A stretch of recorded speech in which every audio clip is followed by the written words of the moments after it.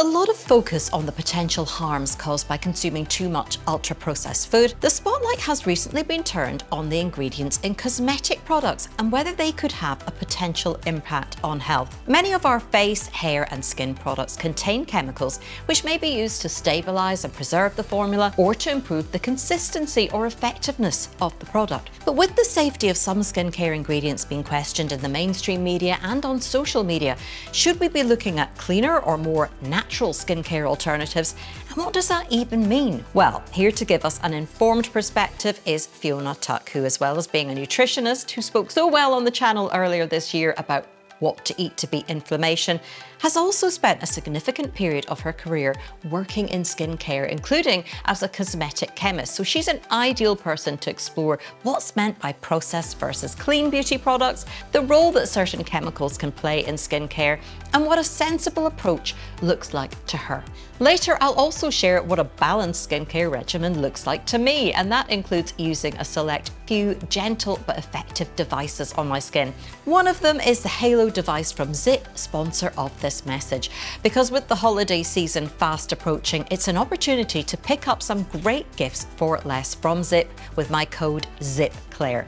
I'll include it in the description box below along with a link and more details.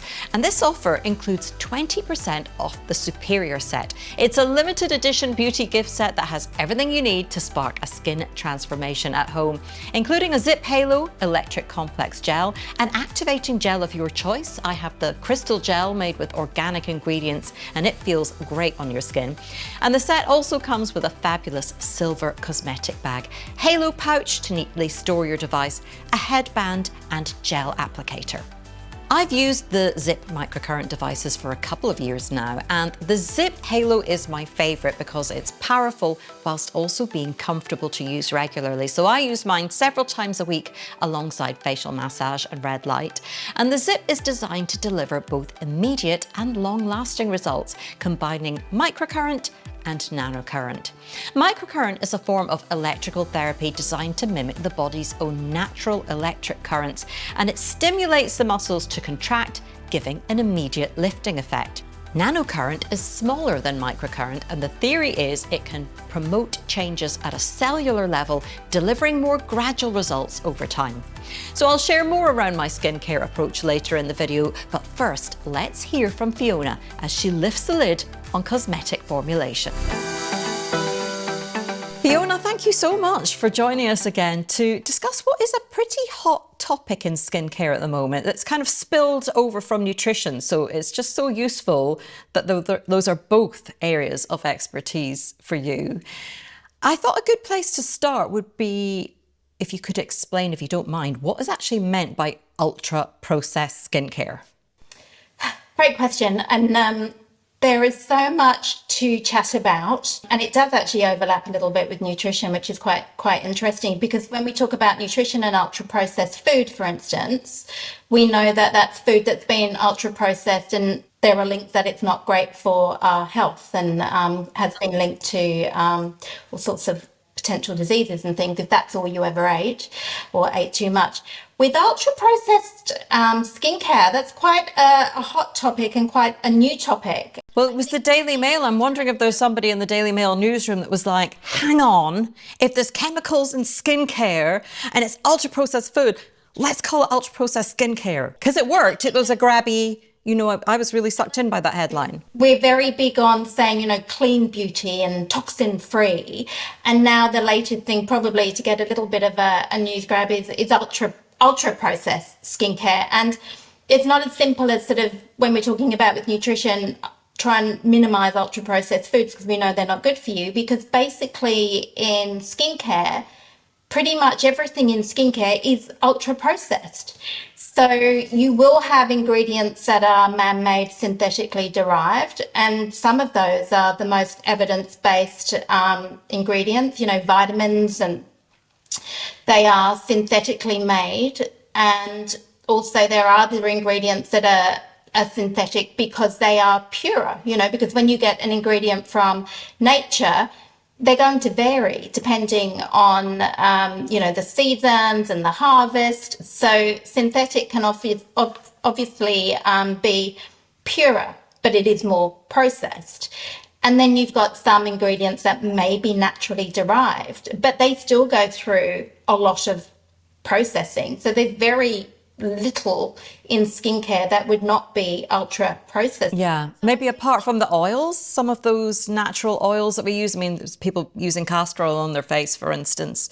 I was going to say about the oils, but even some of those oils, you know, it's a cold pressed oil, but then even then there is some heat involved in the processing. So some oils, even though they're naturally derived, still go through processing. Yeah.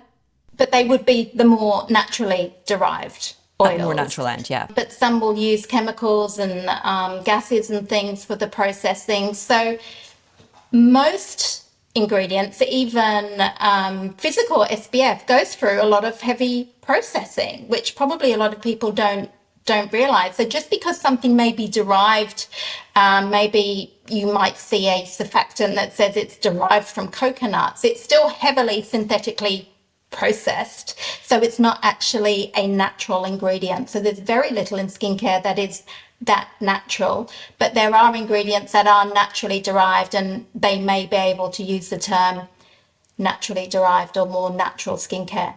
I mean, what are some of the ingredients that are being plucked out for particular scrutiny at the moment? Probably in the last 10, 20 years, you know, it goes through waves and it goes through trends. And I would say in the last 10 years, and it's worsened over the last 5 years, we've really seen this movement in what we call clean beauty. Clean beauty doesn't mean anything because there's no such thing as chemical-free skincare, because everything is a chemical, whether it's natural or not natural. And as I mentioned earlier, some man-made ingredients are actually more safe and more purified than something that comes straight from nature that may have bacteria and all sorts of things on it that could harbour other issues. So clean beauty doesn't really mean very much, because any ingredient, pretty much, I could tell you when used in a certain amount, way higher than it should be, or when used incorrectly, could cause either skin irritation or even potential toxicity.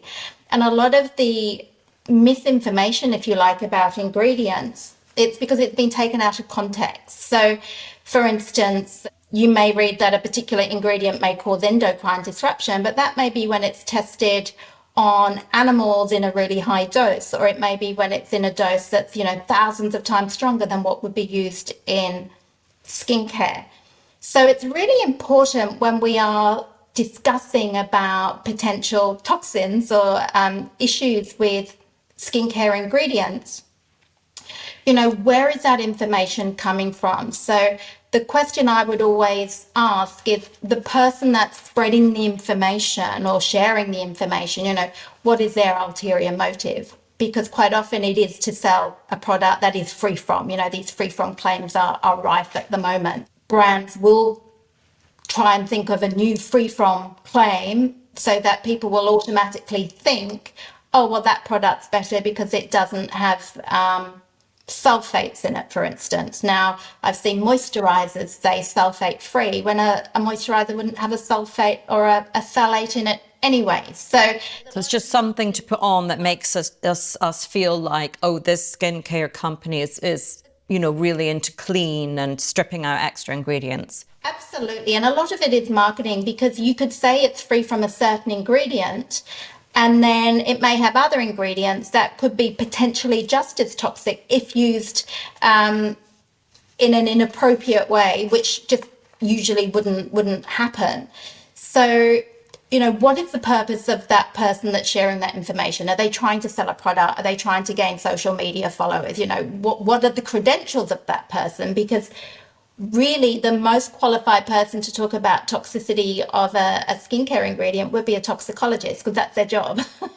They actually test ingredients, and they test them in way larger amounts, and the accumulation of ingredients to make sure that they are safe to use. And at what percentage is that ingredient toxic? So for instance, an ingredient could be toxic at a certain percentage, but you may not use anywhere near that percentage in skincare. an example, for instance, with food as well, a lot of food could contain potentially toxic, even natural foods, fruits and vegetables could contain potentially toxic chemicals and substances, but not in any amount that is going to be harmful to our health. If you think about apple seeds, they contain, cyanide. But even if you ate the apple seed, you're not going to die from cyanide poisoning. So it's all sort of quite often taken out of context. But chemicals in skincare, they come with safety data sheets, so for handling.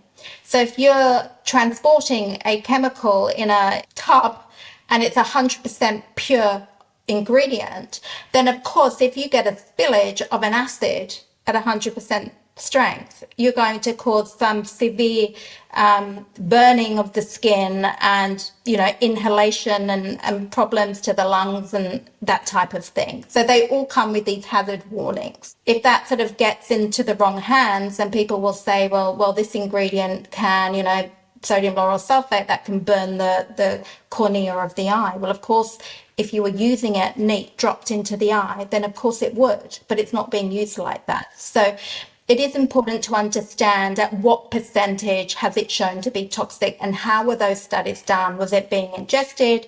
Was it being applied on the skin? How much was being applied? What percentage of that ingredient was being used as well? And this is where the misinformation tends to come. What are a few of the ones that you hear most commonly bashed or seen in packaging as, you mentioned sulfate free and so on? I mean, parabens obviously being another one. Can you talk us through a couple of those that you are seeing most commonly questioned at the moment? I think sulfate free, and sulfates are, and usually it's applying to sodium lauryl sulfate, and that's basically a surfactant. So you would find it in a cleansing product. The reason it gets bashed is because it's what we call an anionic surfactant. So it's probably one of the most effective or the strongest surfactants. And surfactant, explain that to us, sorry.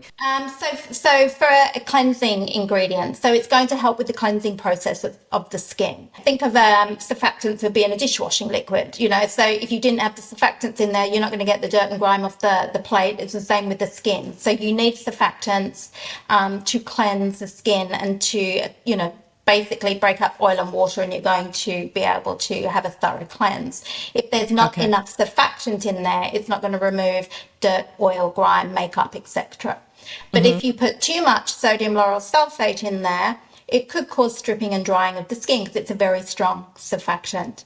However, if it's used in a very low percent and it's complemented with less irritating surfactants or less strong surfactants, because there are different types of cleansing agents that can be blended together to balance out the gentleness of the cleanser.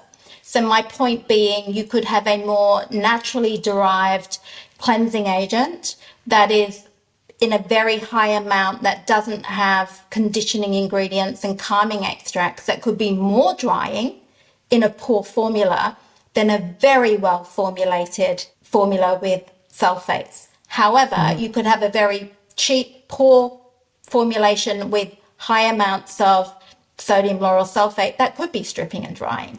So it ultimately comes down to the percentage of the ingredient used, what other ingredients are used, as to whether that is going to complement the ingredient. So some ingredients will be used to enhance efficacy, so you don't need as much of a particular ingredient, and other ingredients will be used to decrease efficacy, so maybe to reduce potential drying side effects, and then we can add other ingredients for more conditioning and calming. So it really comes down to a formulator to be able to develop a very well balanced formula.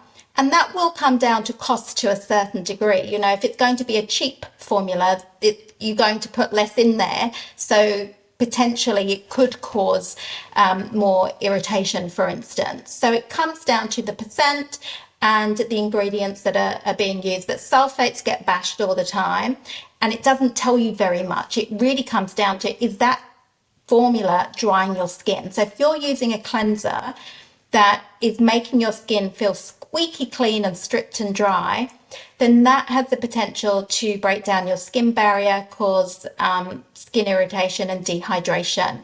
And it can even make your skin more reactive to the other products that you're putting on your skin. So I think you posted something recently about the importance of using a good cleanser. And I'm like, yes, so many people don't understand that. They think, use a cleanser that's going to keep the skin really clean and squeaky clean, or doing double cleanses. And really, we want to make sure that the skin is not over cleansed. We want to remove, excess oils and dirt and grime and makeup, but we don't want to strip the skin, because you will, upset the microbiome, and you will strip and dry and potentially irritate the skin. And then you're just having to make up for it by then applying more products than you need on top to make up for the dryness of your skin. Whereas if you didn't dry it out in the first place, you can just use absolutely minimal skincare on top. Yeah, and you will be more reactive, So, I mean, I've had cleansers before that, because I trial a lot of products, and I've had cleansers where I've used the cleanser and then I've found my skin really reacting to more active ingredients. And then when I stopped using the cleanser, I didn't react to those active ingredients, because my skin was stripped. It's like a dry sponge, and it just sort of reacts a lot quicker. So it ultimately comes down to the actual cleanser and the formula, rather than looking at just one ingredient like a sulfate as to whether that cleanser is good or bad. I do see ingredients such as, preservatives here went through a bit of a thing, particularly in Australia, where people were like, oh, preservative free was a thing. That's a scary thing to be promoting, because we know that if there's any microbial contamination in a skincare product, which pretty much every product will need some kind of preservative system, otherwise there can be microbes growing, particularly when there's water present, and most skincare has water in, unless it's a pure oil, and it wouldn't need a preservative. But we do know that preservatives can be irritating to the skin, but again, it depends on the type of preservative. There are hundreds of different types, and it depends on the final formula.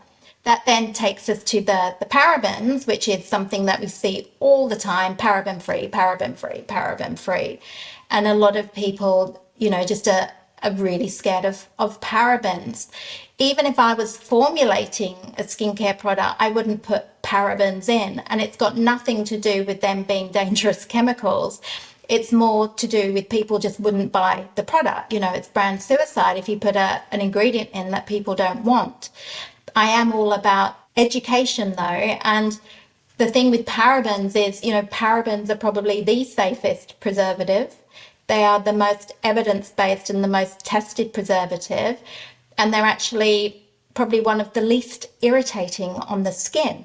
Since all the scaremongering of parabens, and there's going to be more data on parabens because they've been around since the 70s, I think, and there's been a lot more evidence and testing on them. Newer, less tested, more naturally derived preservatives are around, but some of those are a lot more irritating to the skin. So doesn't necessarily mean safer, and they just haven't had the same amount of data and testing that the parabens have had. And I think the scaremongering from parabens came when I think there was a study that has since been disproven. And it wasn't really even a study. It was basically parabens were detected in breast cancer tissue. And then, there was a scaremonger, and well, that means parabens must cause breast cancer. We don't even know if the parabens came from skincare or if they were ingested. Where did the parabens come from?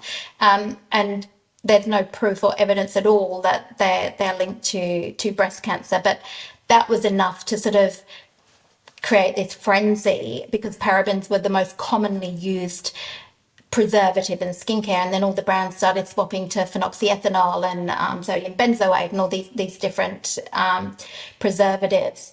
And some of them, like the benzoates, are actually potential allergens for a lot of people and will cause more skin irritation. So parabens, are safe. They've got the most testing, but people just don't tend to want to use them anymore, and they don't. Because we've heard this scare story. I mean, I did see something around parabens potentially affecting hormone production. You could say the same with a lot of skincare ingredients about endocrine disrupting. But again, my question would be, what was the study? Was it done on animals, or was it done on cell culture, or was it actually done on humans? Was that done through parabens being absorbed through the skin, or were the parabens being ingested? And was that being tested in less than 1% that would be used in a skincare product, or was that being tested at 100% strength? And when tested in the amount that's used in skincare, they've been deemed totally safe to use, as most, which would be my answer to pretty much any scaremongering of an ingredient. But the thing with parabens as well, people don't realize that they're also found in food. So, everyone gets really caught up on skincare ingredients, and the skin can only absorb so much. We do find there are traces of ingredients that are absorbed. But again, we need to question, is that getting in through the mouth? If you're slathering, sunscreen on, is it getting in through the mouth? Is it getting in through the skin?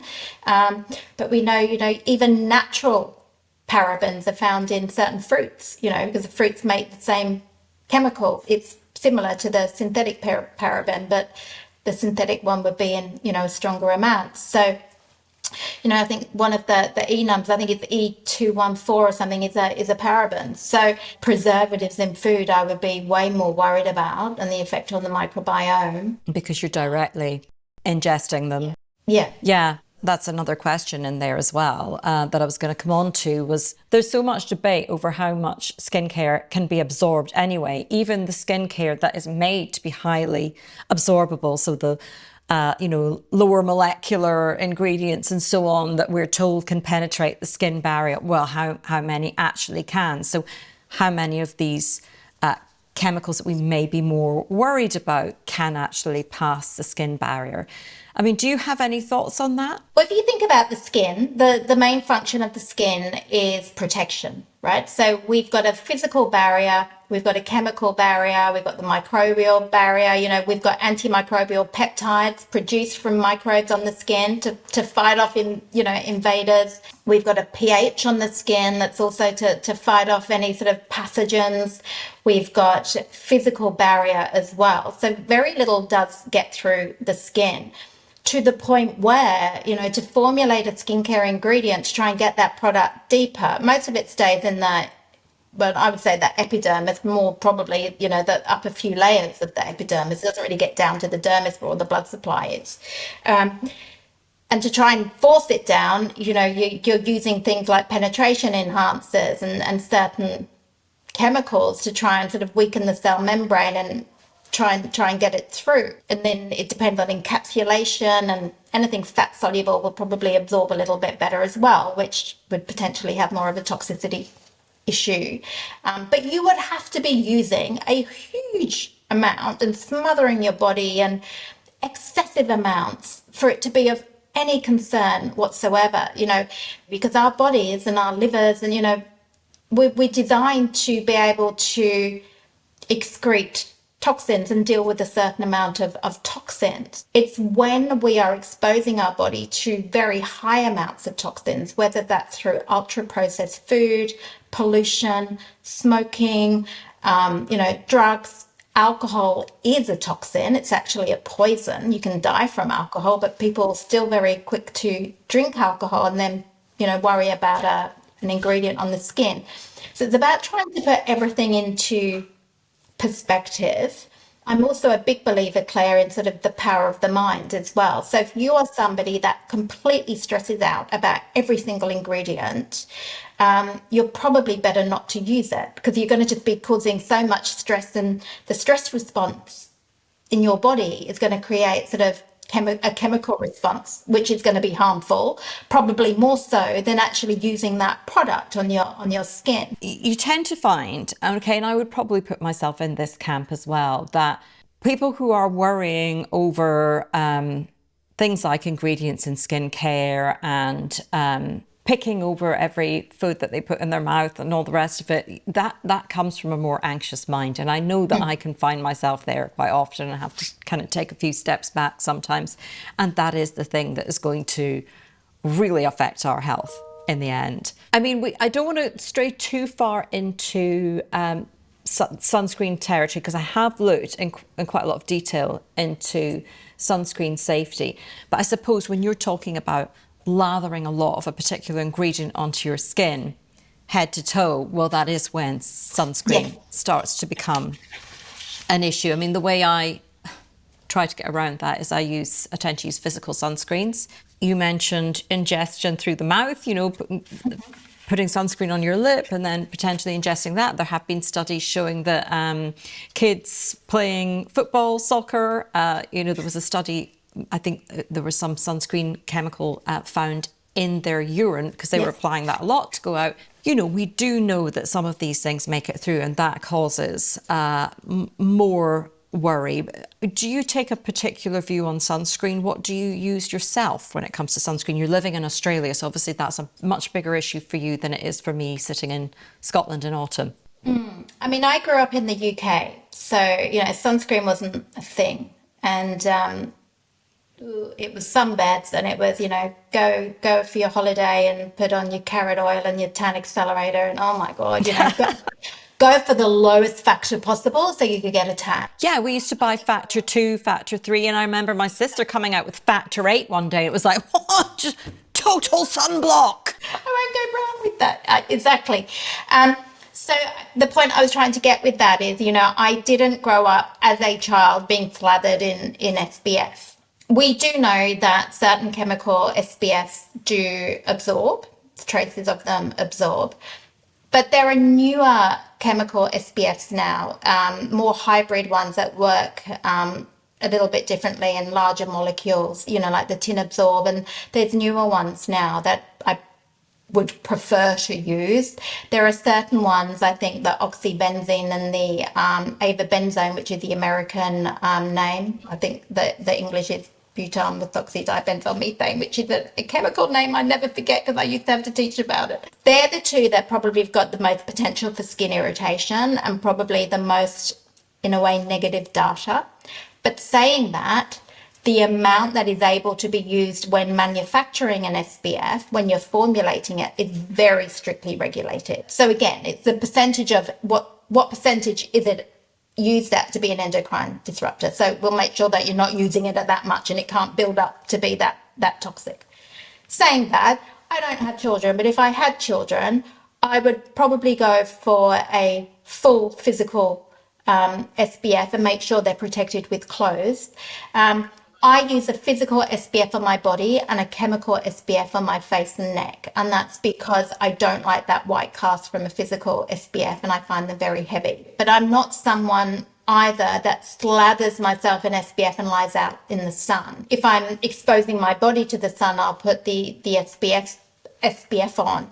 And I wear SPF on my face and chest area every single day and my hands. But we know that UV exposure can cause skin cancers. It's definitely going to accelerate the aging process. We've seen horrendous sun damage. And when I moved to Australia and I was doing hands-on skin treatments, I don't know if I mentioned this in the last podcast, but I noticed that the Australian women that I was working on, I thought they were 10 years older than they were because I was so used to working with English skin. And English skin doesn't have the same amount of sun damage and pigmentation and premature aging that an Australian skin will have, which is why, anti-aging treatments are probably, injectables are so big here in Australia. So sun, we know, is not a good thing. So, wear a hat, wear sunglasses, wear SPF on the face and the chest and cover up if you're going in the sun. But just to lie out there is not a great idea. I mean, are there any chemicals, we talked about those that you tend to avoid in sunscreen there, but are there any chemicals in skincare generally that you actively avoid? I try not to get precious about it because I don't want my brain to go down there and then start stressing and worrying about it. So I'm all about balance and moderation. And again, there's really not enough evidence to say that any particular ingredient that is currently available, because everything is very closely monitored in what percentage it's allowed to be used, right? So there's nothing that I'm particularly, looking at and precious about. When I'm looking at certain makeups, I'm probably a little bit more picky, because I know certain makeups will contain certain ingredients depending on the percentage.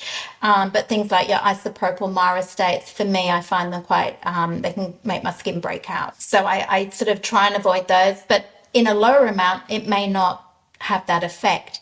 You've also got to remember, when you're using a skincare product, how are you using it? So if it's a wash-off product, it's really not a concern at all, even if it's got a comedogenic ingredient in, because you're washing it off, it's not staying on the skin. Same with potential irritants and things, they're less likely to be irritating. But for me, things that I don't tend to do, spray tans. Personally, again, there's no evidence for this, but I just don't think, covering your body in dihydroxyacetone weekly and breathing in spray tan could be good for you. It's the breathing in that kind of freaks me out more than anything, and I don't want to worry people, but yeah, I think it's probably the frequency of that. I have had a spray tan, but I wouldn't want to do it every week. No, and just for breathing in anything like that.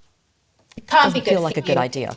Acrylic nails, nail glue, I get really bad reactions. Eyelash glue, things like that, false lashes with all the really strong glues around the eyes. Can't think it can be good for you. I mean, for me, I get allergies, and that's why I stay away. And I think, well, if it's irritating my skin that much, can't be that good for you. But again, it's in minute amounts. Is it getting into the system to cause problems? There's absolutely no evidence to suggest that. And you do see with, nail technicians, for instance, or hairdressers that have got their hands in water and shampoos, they get a lot of contact dermatitis. I mean, I don't marinate in the bath in things that have got a lot of fragrance and additives. On my body, I would use a body oil rather than a highly, maybe essential oils, rather than a highly processed body cream. So I don't slather myself and things like that. And again, not saying there's evidence to cause alarm for anyone, but that's just my personal choice not to do that. I just get a little bit freaked out with that. But I use perfume. Some people freak out with perfume. Perfume is a really interesting one, because every time I spray it and I'm breathing it in, I'm thinking, I don't really know the ingredients I should and shouldn't be looking for in perfume. They're also expensive now, but I mean, if you buy kind of the more expensive ones and they're supposed to be cleaner or whatever, there's just an awful lot of unknown around that, isn't there? But I love fragrance. But I always find myself sort of holding my breath as I'm spraying, and then I kind of walk away. They say spray, delay, walk away. Try not to breathe it in, too much when you're spraying it in the inhalation. But again, remember the minute amount that you're inhaling. It's all been tested. Toxicologists do this for a living, to test these things. Our exposure to toxins as a whole, and that accumulation is what's potentially damaging, not just one ingredient and how you use it. There's plenty of people that have lived to 100 that have sprayed perfume every day or hairspray every day. Very true. But again, when I'm in the hair salon and they're spraying hairspray, I'm like, I don't want to breathe all this stuff in. It's kind of common sense. But then I'm also someone that when I was younger, I would smoke cigarettes. Oh, me too. Absolutely. Yeah. Until I hit 29, I think. So that's not the best. But again, you can't worry about these things, and you need to balance it out, right? So I'm not, smoking's not great. We know it's linked to cancer, and we know now that some of the chemicals in the vapes are really bad as well. So it's the amount of exposure we have and the build up and everything else, the stress, the food, the diet, what we put on our skin. But I think the thing to be least concerned about would be what we're putting on our skin as opposed to what we're putting into our bodies. You mentioned oils there. I mean, it's an interesting one. When you're buying more kind of natural oil-based products, does there still have to be a level of preservatives in the oils for them to last? I mean, does everything really, or should everything have a level of preservative if we're applying it to our skin? When it's an oil, if it's completely waterless, it doesn't need a preservative, because the bacteria can't grow in an oil. So you won't get microbial contamination or growth in an oil. What you will get is rancidity of an oil. So the oil can oxidize. So usually an antioxidant would need to be added. So if you're using essential oils, for instance, the essential oil could potentially oxidize. So with a body oil, normally there would be not a preservative. You don't need it. You providing there's no water in there. You would need an antioxidant, so something like a tocopherol, a vitamin E, or rosemary extract to prevent the oxidation of the oil.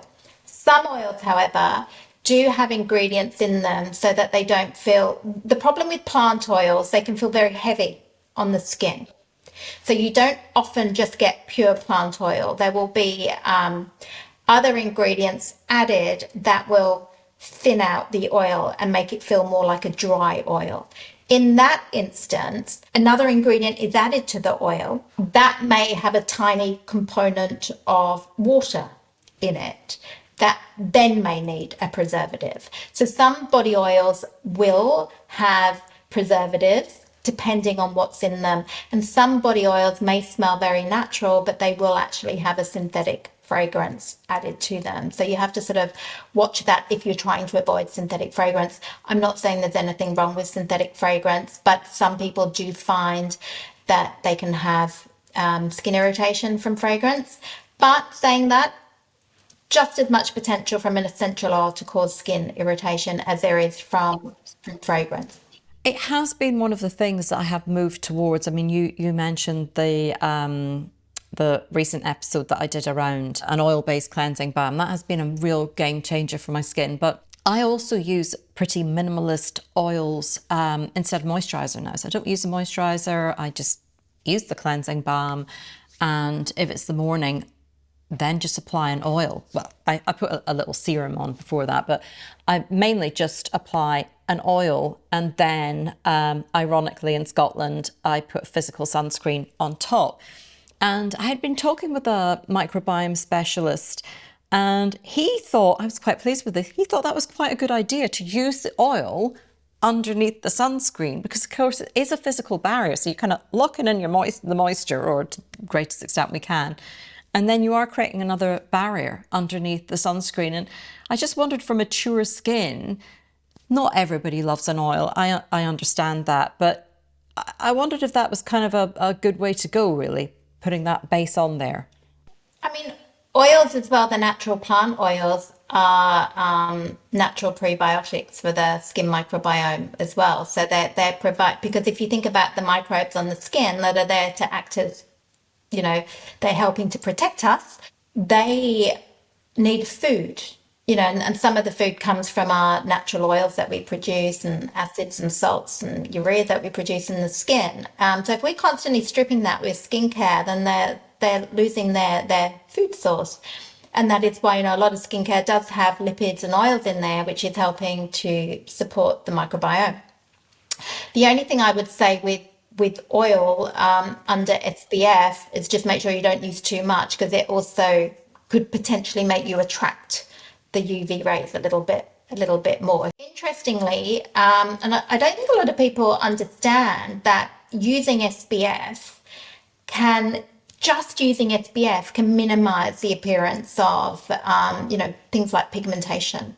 So if somebody has got pigmentation, just using SPF every day, that is protecting the skin from getting more sort of sun damage. And I've seen people's skin look clearer just from using SPF, because the skin's not having to work so hard, with all the free radicals and the UV, because of the protection. You're letting the skin get on with its day job. It's a point I picked up on from a study that showed that the improved appearance of the skin. And it's fascinating, and it makes so much sense, doesn't it? Of course, if your skin is not struggling to cope with the sun, it can get on with the other repair and renew work. And I've seen noticeable changes, but most people don't sort of understand that. And then if you've got a good SPF that's got added antioxidants in there as well, and maybe you've got a serum underneath, or whatever you're using, it's got the added vitamins and antioxidants, so it's sort of going to be really beneficial for your skin. But I've seen incredible changes in the skin just from using SPF. And whether it's chemical or physical, whichever you prefer, because the darker skin just cannot get on usually with a physical SPF. I wanted to touch briefly on vitamin A.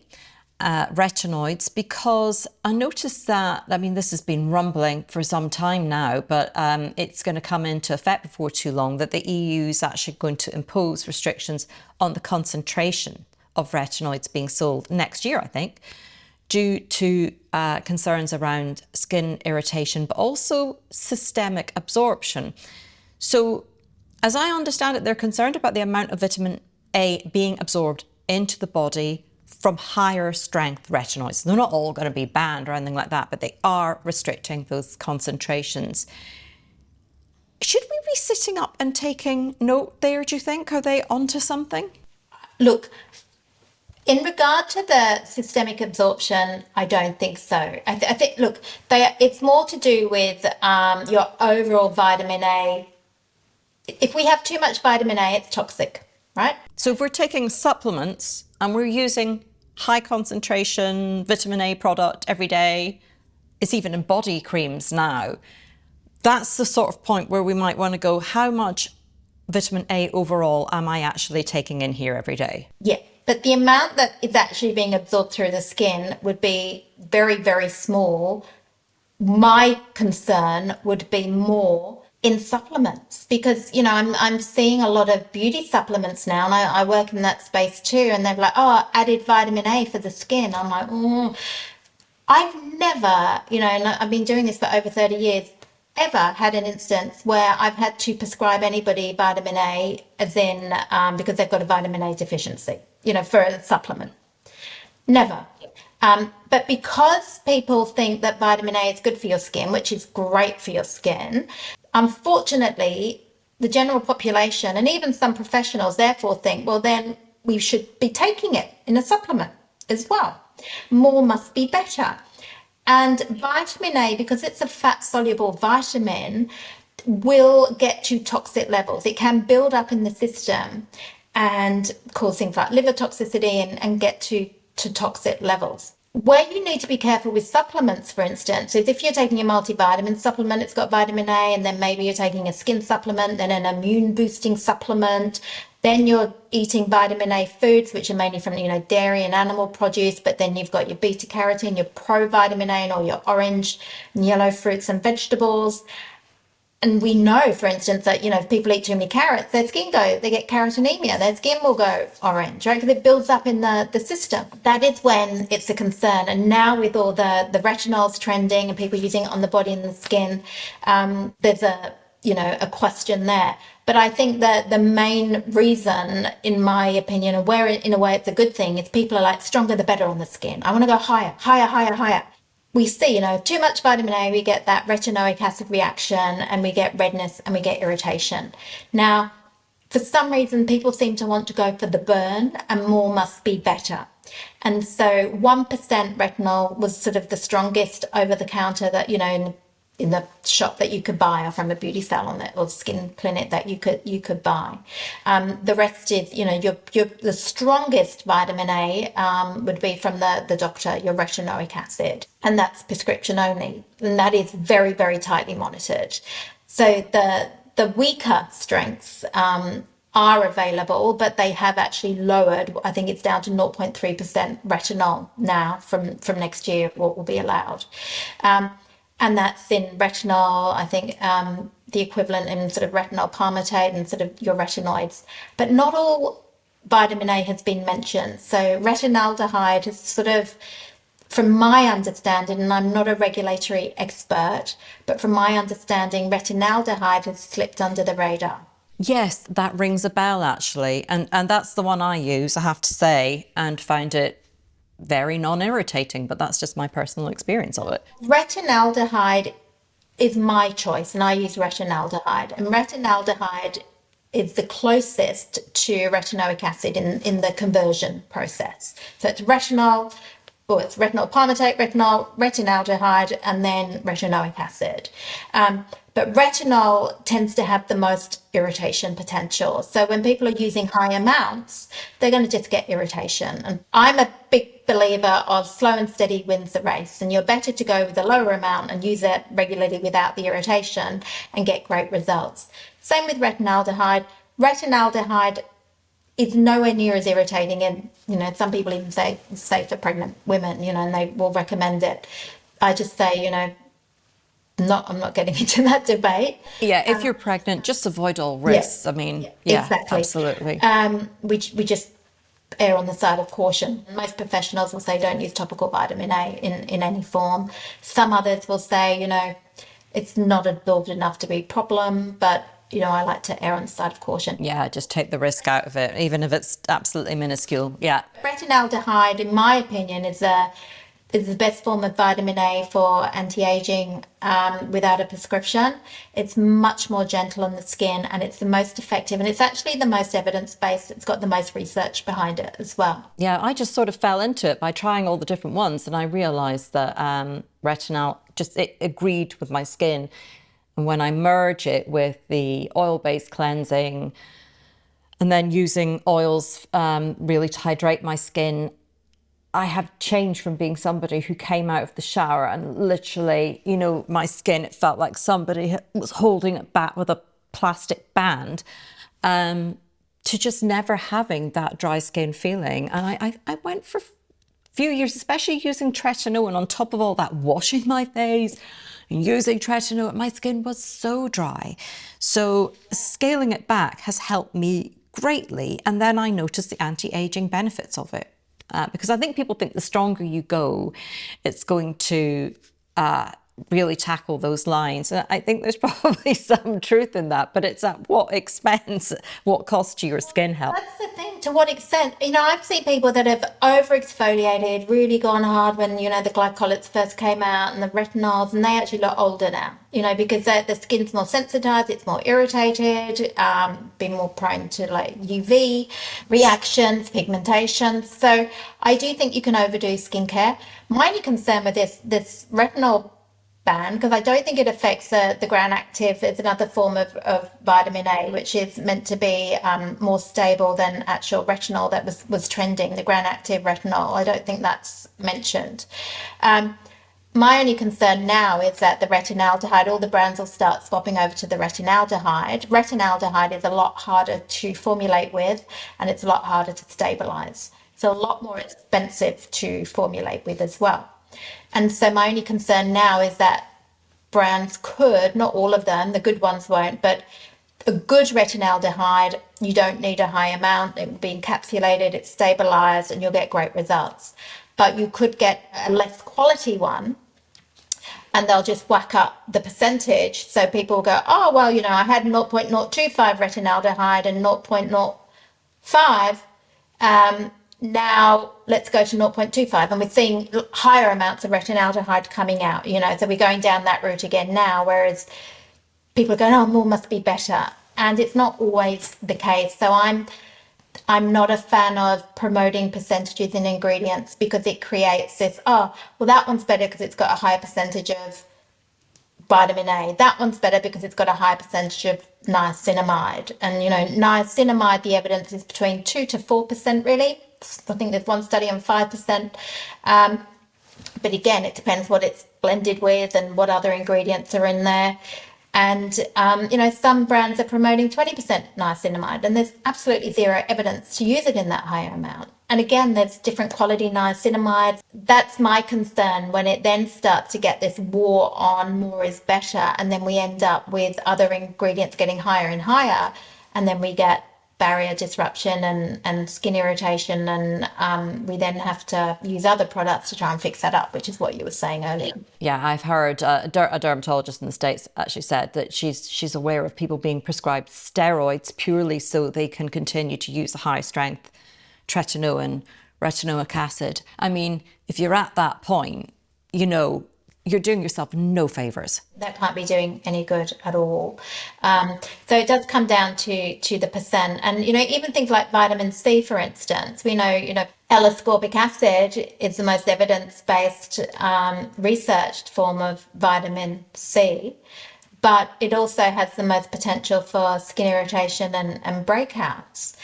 We know that particular form needs to be used at sort of between 10 to 15. Some people will have it at a 20% strength because it's unstable and it can oxidize. But there are other more stable forms of vitamin C, admittedly not as well researched because they haven't been around for as long, but have been getting good results.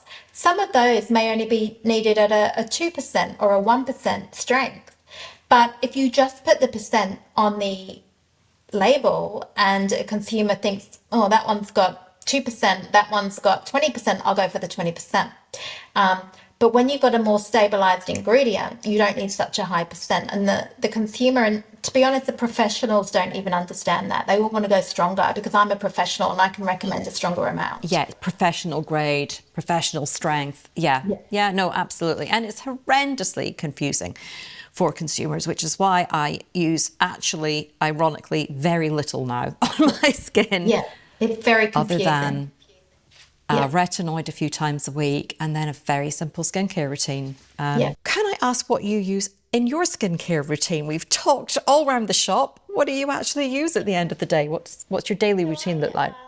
I keep it very simple too. I find, and I find it a lot with most people, to be honest with you, if you do too much to your skin, you make it worse. You'll either cause dehydration, sensitivity, or more breakouts. I cleanse once in the evening.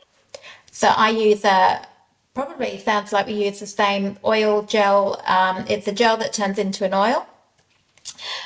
Cleansing balm. It's like a balm but a bit lighter, so it looks like a gel and then turns into an oil. I emulsify that with water and I put it all on my makeup, and then rather than do that splashing and get water everywhere, which is a very ineffective way to cleanse, I use a washcloth, a very gentle washcloth, and wipe off the cleanser. That way you get all the cleanser, all the makeup. It's very gentle and you don't have to keep putting more and more surfactant on, which is the cleansing agent, which could potentially dry the skin.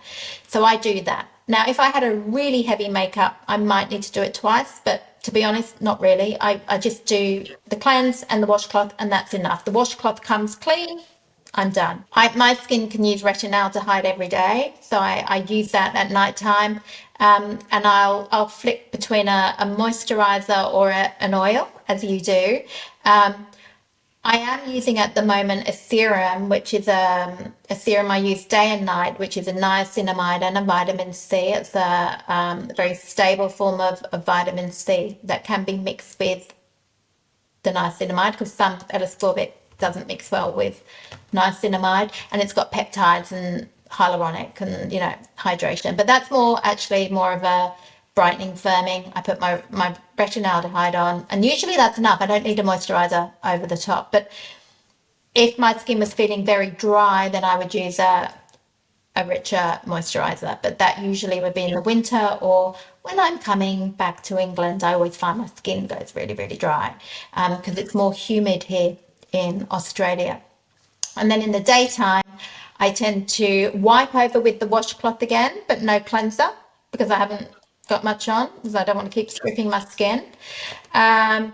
If you had really oily skin, then you probably would need a light cleanse in the morning as well. But I just use a clean, damp washcloth to wipe it over. Then sometimes I'll use a salicylic toner, but maybe once a week, just on the more congested areas. So that's really for pores rather than aging. It's for pore minimizing. Mm-hmm. Serum and SPF, and I use a chemical SPF. It's almost like a makeup primer, so it sits well under makeup. I don't use, very rarely do I use hydroxy acids. I just said I use a salicylic, which is a beta hydroxy acid. It's very gentle, but I don't use glycolics, lactics in my cleanser, in my serum. It's too much for my skin. I'm not someone that uses hydroxy acids and serums every day. For my skin just cannot take it. I find it very sensitizing and irritating for me. Just doesn't agree with my skin. I get breakouts. But when I feel like I need a little bit of exfoliation, I'll use the salicylic just on the T-zone area. That's a good point, actually, because I could probably do with that from time to time as well. Just sometimes, especially for the nose. So yeah, I might consider doing that once a week. So we sound like we've got very similar routines. Yeah, less is best. So, but my serum's also got antioxidants in there. My oil's got antioxidants in there. I see people that are doing double cleanse morning, double cleanse in the evening. One of them, one of the cleanses has got your hydroxy acids in there. They're not using a washcloth, so they're doing multiple cleansers, stripping the skin. Then they're using a hydroxy acid serum. They're using really strong percentage of retinoids and really high percentage of vitamin C. For a lot of people, that's just too much. You'll get breakouts, you'll get skin irritation. And I'm a big believer it's, less is best. If someone is more prone to breakouts and congestion, they will need more exfoliation because you want to sort of clear out the skin. So an acne skin does actually retain more dead skin cells. They suffer with what we call retention hyperkeratosis. So they don't desquamate. The cells don't turn over as quickly. So some skins do actually need more exfoliation than others. But I'm also a big believer that if your skin is functioning well, you're eating well, you're looking after it, you're not stripping it, it's well hydrated, it does naturally turn over on its own. And you've got your retinaldehyde. You're doing, even the washcloth is helping a little bit with that. It's a very gentle one, but think about what you're doing, because even with skin treatments, I've got scars on my face from skin treatments. You've got to be really careful. You've got to know who you're going to, and a lot of even these modalities that are available. I can see now with some of these skin tightening treatments where I got sucked in here, people look like they've lost weight and they haven't. They've lost all the padding on their face from these tightening treatments. So the kind of the RFs, the ultrasounds. Yeah, I mean, I've talked a lot about that. There's absolutely no doubt. I mean, because we know there are Facebook groups with literally thousands of women, and I've been contacted by them who have had these treatments and lost fat. I am a skin professional and I have seen it with my own eyes, but you ask anyone that performs that treatment and they will go, no, it's safe. You've just got to have the right setting. But I have seen it with my eyes. I just think if people have been going for years to the same person, getting the same treatment and they've had a good result, fine. But it seems to be so hard to predict who that will happen to, and very, very hard to choose a practitioner where you can completely rule out any risk. It's the training as well, because, working in the industry, these companies provide training maybe for an hour or 2 hours on the machine. And you've really got to understand the device. Now, if you show me I'm not technical, but if you show me how to do the computer, I'll just go, okay, Claire told me to go that button, and off we go. I'm not going to fiddle around with all the settings because I'm not confident.